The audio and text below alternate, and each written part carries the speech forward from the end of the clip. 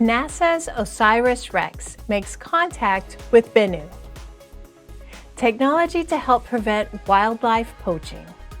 And finally, DuAxel gets put to the test in the Mojave Desert.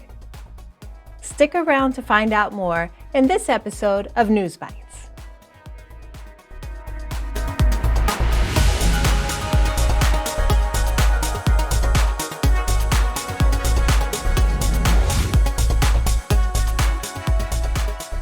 Hello and welcome to Advanced Ingenuity Labs, your insight into technology. I'm your host, Aisha Sharif, and this is News Bytes, where we cover innovative developments in the latest technologies. This week, in a first for NASA, a spacecraft stretched out its robotic arm and touched an asteroid to collect dust and pebbles from the surface. The daunting task was performed by the Origins Spectral Interpretation Resource Identification Security Regolith Explorer, known as OSIRIS-REx. OSIRIS-REx was launched from the Cape Canaveral Air Force Station in Florida on September 8, 2016. It arrived at Bennu just over 2 years later in 2018 and began orbiting the asteroid. Bennu, a well-preserved ancient asteroid, is currently more than 321 million kilometers from Earth. Bennu was formed when the early solar system was first taking shape billions of years ago. If this sample collection event was able to gather enough of a sample, the mission teams will command the spacecraft to carefully store the ancient cargo and begin its journey back to Earth. If, however, enough material was not collected, they will prepare the spacecraft for another sample collection attempt in January. NASA Administrator Jim Bridenstine said, "This amazing first for NASA demonstrates how an incredible team from across the country came together and persevered through incredible challenges to expand the boundaries of knowledge. Our industry, academic, and international partners have made it possible to hold a piece of the most ancient solar system in our hands." According to NASA's news release, in order to get out of Bennu's orbit, OSIRIS-REx fired its thrusters. It first extended the shoulder, then elbow, then the wrist of its 3.35-meter sampling arm, known as the Touch-and-Go Sample Acquisition Mechanism, also known as TAGSAM, and transited across Bennu while descending about 805 meters towards the surface. After a 4-hour descent at an altitude of approximately 125 meters, the spacecraft executed the checkpoint burn, the first of 2 maneuvers to allow it to precisely target the sample collection site known as Nightingale. In order to slow its descent and match the asteroid's rotation, the spacecraft fired its thrusters for the second match-point burn. It then continued a treacherous 11-minute coast, passing a boulder the size of a 2-story building nicknamed Mount Doom, before touching down in a crater on Bennu's northern hemisphere. The size of a small parking lot, the Nightingale site is one of the few somewhat clear spots on this boulder-covered space rock.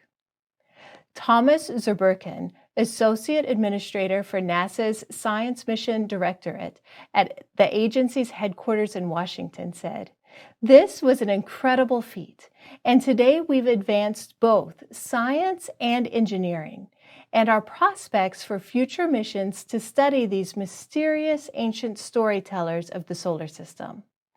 A piece of primordial rock that has witnessed our solar system's entire history may now be ready to come home for generations of scientific discovery, and we can't wait to see what comes next." Real-time data indicates the TAGSAM successfully made contact with the surface and fired a burst of nitrogen gas. The gas was used to stir up dust and pebbles on Bennu's surface in order to be captured by the TAGSAM sample collection head. OSIRIS-REx engineers have confirmed that shortly after the spacecraft made contact with the surface, it fired its thrusters and safely backed away from Bennu.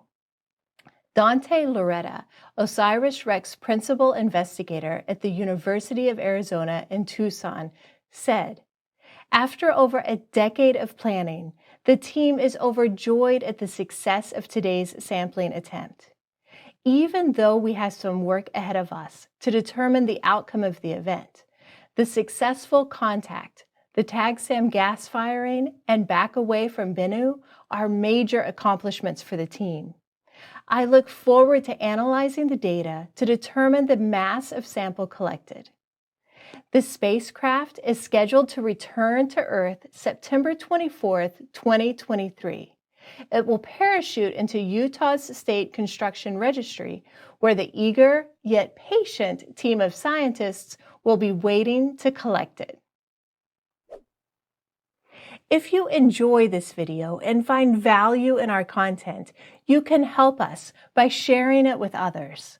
Also, leave a comment as we want to hear from you, and consider liking the video and subscribing to our channel. You may also click the notification bell if you don't want to miss our upcoming videos. To stay informed about our upcoming training courses and camps here at Advanced Ingenuity Labs, visit our website at advancedingenuitylabs.com and sign up for our email notifications. When you think of technology news, wildlife poaching probably doesn't come to mind. However, researcher Jacob Kaminga of the University of Twente is changing that. As part of his PhD and as a member of a research group developing small autonomous sensors for a range of applications, he developed a motion sensor with built-in intelligence that recognizes motion patterns for a variety of animals. The sensor is energy efficient and even performs under harsh conditions. The movements of animals in the wild tell a story.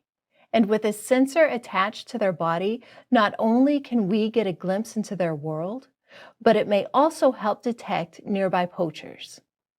Kaminga developed the wildlife motion sensor in order to detect distinct movement patterns that result from the presence of humans.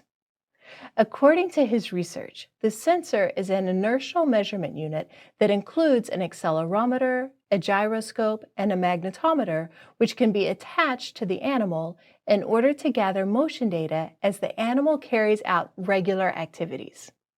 Once the data is collected, it is then analyzed by onboard artificial intelligence that classifies the movements and relays them to either a mobile network or a satellite connection. Using what he calls unlabeled data, Kaminga used the sensor to classify 11 different movement patterns of goats, sheep, and horses. In other words, the sensor only had to be trained on a small set of animal movements. In addition, he discovered that in most cases, the sensor worked just as well when reduced to a single accelerometer, which made the sensor much more efficient. Kaminga said, "I added a gyroscope as well that measures rotation. This can make it some more accurate, but this comes with a cost. It consumes 100 times more energy than the accelerometer. In most cases, just the accelerometer is accurate enough." Anti-poaching groups could use the artificial intelligence to analyze animal motion so that they may be alerted when an endangered species is moving in response to a very specific threat. The system can also be combined with other wildlife tracking tools to assist in the preservation of biodiversity. Professor Andrew Skidmore, who was involved in the work, said, "Linking wild animal movement recorded using sensors with remotely sensed imagery and GIS models is promising technology to better understand the ecological requirements of species, as well as inform management and policy decisions with conservation outcomes and biodiversity." NASA recently put their newest rover, the DuAxel, through field tests in the Mojave Desert. The new rover is actually a pair of two-wheeled single-axle rovers, which are each called axle. The reason a dual single-axle rover design was chosen is due to the fact that four-wheeled rovers, while they can drive long distances, can't ascend or descend steep craters or cliffs. This added versatility in the design of DuAxel is essential for exploring the planetary bodies in our solar system. When examining satellite images of the surface of Mars, scientists were intrigued by the gullies in the crater walls. They wanted to know if water or something else could have created the gullies and recurring slopes. However, the slopes are too steep for the existing four-wheeled rovers, Curiosity and Perseverance, which are designed to traverse slopes of up to 30 degrees. In order to thoroughly explore these features, it was determined that a different and more versatile type of vehicle will need to be engineered. The modular design of the DuAxel rover is based on the idea of using multiple axle rovers that dock to the payload. Currently, they've tested it with two axle rovers. However, this design allows them to string several axles together, creating a train of axle rovers. This concept allows the dual-axle rover to perform self-repairs by replacing only the individual axle rovers that are in disrepair. The DuAxel has the ability to split into two single-axle rovers. When separated, all that connects the two halves is a tether that unwinds as the lead axle approaches the hazard and rappels down the slope. According to NASA, the DuAxel is designed to explore crater walls, pits, scarps, vents, and other extreme terrain on the Moon, Mars, and beyond. Isa Nisnas, a robotics technologist at NASA's Jet Propulsion Laboratory, says DuAxel performed extremely well in the field, successfully demonstrating its ability to approach a challenging terrain, anchor, and then undock its tethered axle rover. Axel then autonomously maneuvered down steep and rocky slopes, deploying its instruments without the necessity of a robotic arm. Laura Kerber, a planetary geologist at NASA's Jet Propulsion Laboratory, is excited about the rover's mobility and ability to access extreme locations. She states, "This is why I find the Axel rover to be quite delightful. Instead of always trying to safeguard itself against dangers, such as falling or flipping over, it is designed to withstand them." The DuAxel is currently a technology demonstration and is waiting to be assigned a destination. Moreover, its technology is still under development for further improvements and enhancements so that the DuAxel can tackle even more difficult terrain and other demanding situations it may encounter. That's it for this episode of News Bytes. As always, if you enjoyed this video and want more, leave me a comment and consider liking and subscribing. See you next time.